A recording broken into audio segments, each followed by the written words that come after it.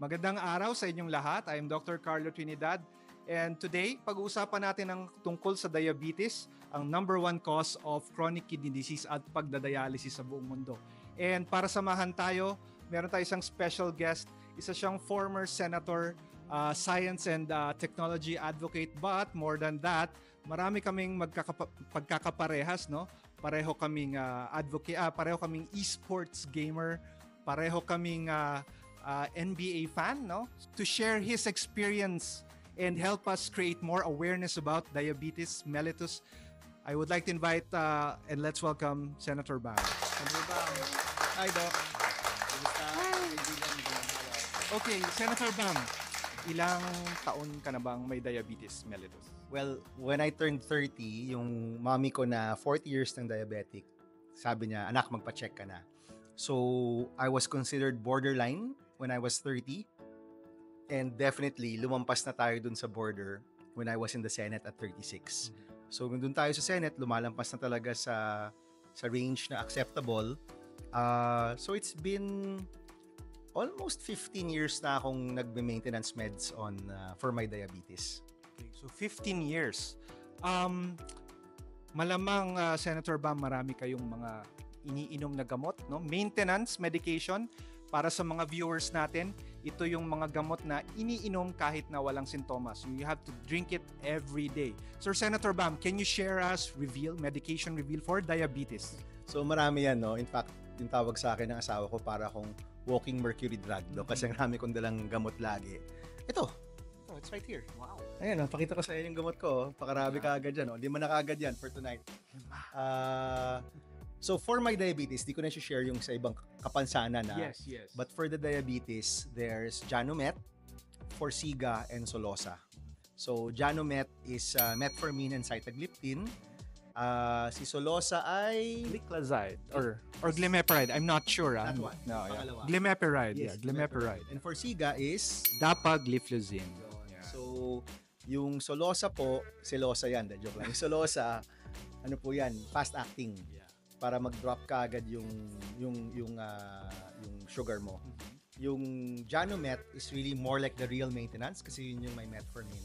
And then yung Forxiga, yun yung para ma-absorb ng katawan mo yung asukal at mawiwi mo siya. So hindi siya ma-absorb ng bloodstream. Tama ba yun, Doc? Yes. Hindi ma-absorb ng bloodstream mo.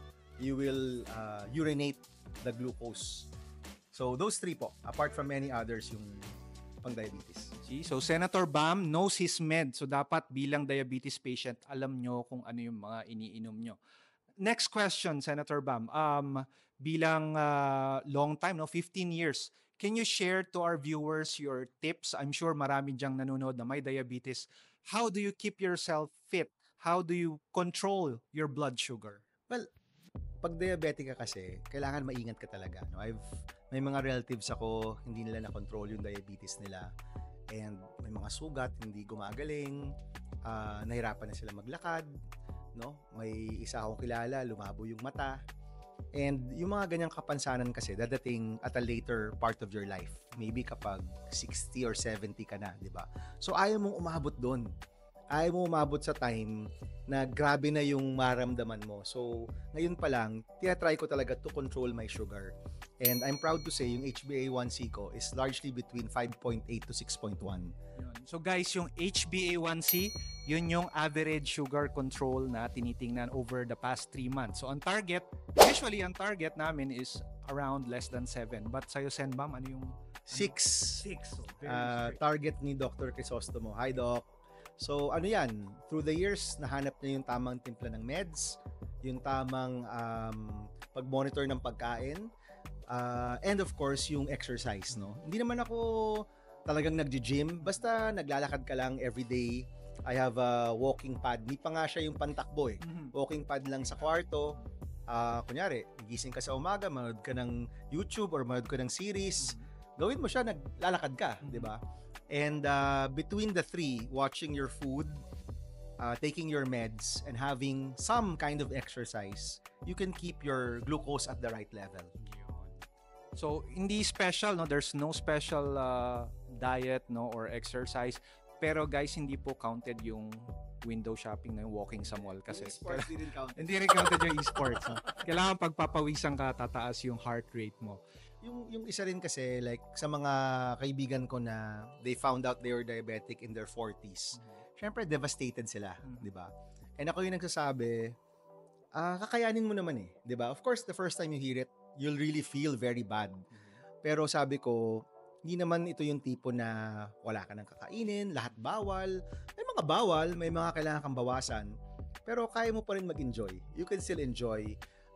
Hindi advisable ang alcohol, definitely. Pero one wine glass once every week or 2 weeks, okay lang yun, di ba, Doc? Yes. Basta wag lang yung sobra-sobra, lahat moderation. Kung kanin, wag naman yung only rice. Pero like ako, parang half cup. I try to do maybe less than 1 cup per meal. Hindi naman siya ganun ka-depressing sa buhay mo, di ba? Yes. Parang kaya mo pa. Pwede ka rin naman mag-dessert, pero wag lang yung sobra-sobra. Maybe patikim-tikim na lang. So I think yun po yung key eh. If you take your meds, you have the right exercise, kaya mong i-manage yung diet mo na hindi ka sobrang feeling deprived. Diba? You can manage it and once in a while, kung gusto mong mag-eat all you can, pwede naman. Basta once in a while lang siya. Wag lang siya araw-araw. Yung mga nawala sa akin, as soon as I found out I was diabetic, really sugary drinks. Yun talaga yung Like soft drinks. soft drinks, iced tea. Ang iced tea pala ay parang kalahati yata yan, asukal, no? Yes. Mga juice drinks, yun kailangan pong iwasan. Kasi yun pa lang, ang laking bawas na sa glucose intake mo eh. Sugar intake, no? Yung snacking will also be a big problem. Kung like ako, mahilig ako mag-snack. Potato chips, merienda. Di ba? May merienda ka sa umaga, may merienda ka pa sa hapon. Dagdagan mo yung gulay sa buhay mo. So, buti ako, mahilig ako sa gulay. Yung asawa ko nga, hindi masyado mahilig sa gulay, but na-force na siya kasi, syempre, isa lang naman kakainin namin, di ba? So, more gulay, less carbs, hindi naman no carbs, less carbs lang. And in moderation, kakayanin mo lahat yan. Final question, Senator Bam.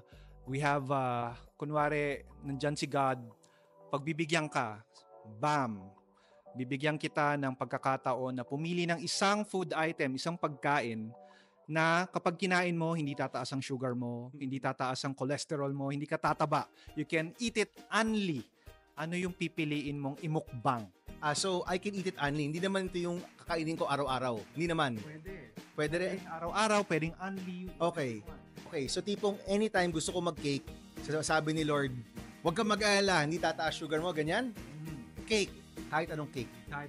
Breakfast, mag-cake ako. Lunch, mag-cake ako. Pati bago matulog, mag-cake po ulit tayo. Thank you for gracing this interview. No, welcome to Pangasinan again. And hopefully, you were able to share a lot of information tungkol sa diabetes, no? Sana ay nainganyo, na-empower ang ating mga diabetes patients out there na hindi kayo nag-iisa. Kagaya ni Senator Bam, siya ay katulad lang ng karamihan na may type 2 diabetes. Hopefully, maging healthy tayong lahat with the tips that Senator Bam shared with us.